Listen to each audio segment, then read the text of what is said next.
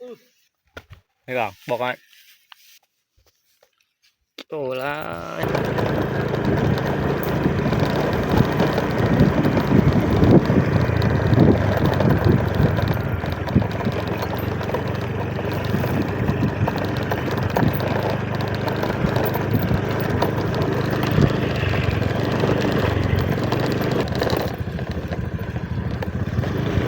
nào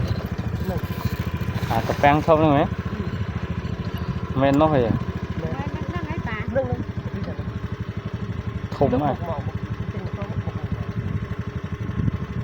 nó cái lấy dương rồi tên rồi nó vua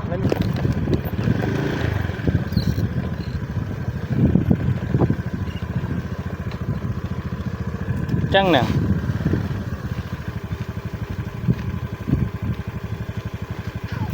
chợ ô nè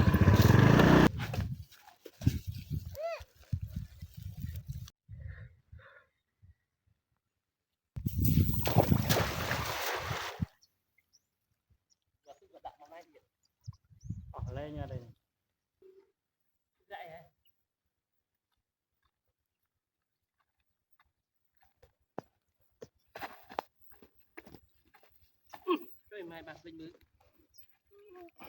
chất lừa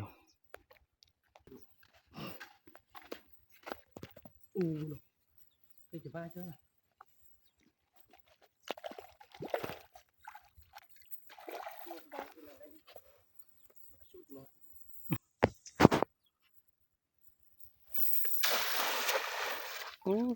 bị tròn kì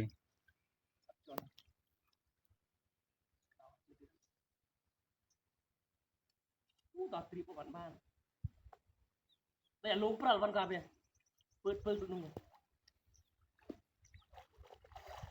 trộn này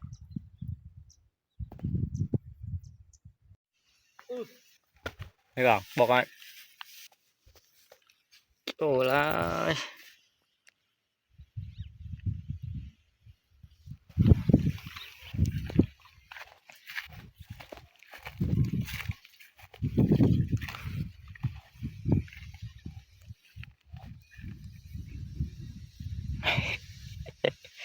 nó bột rồi tôi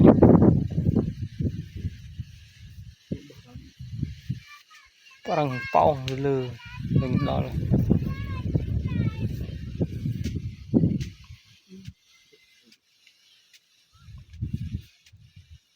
hôm nay ní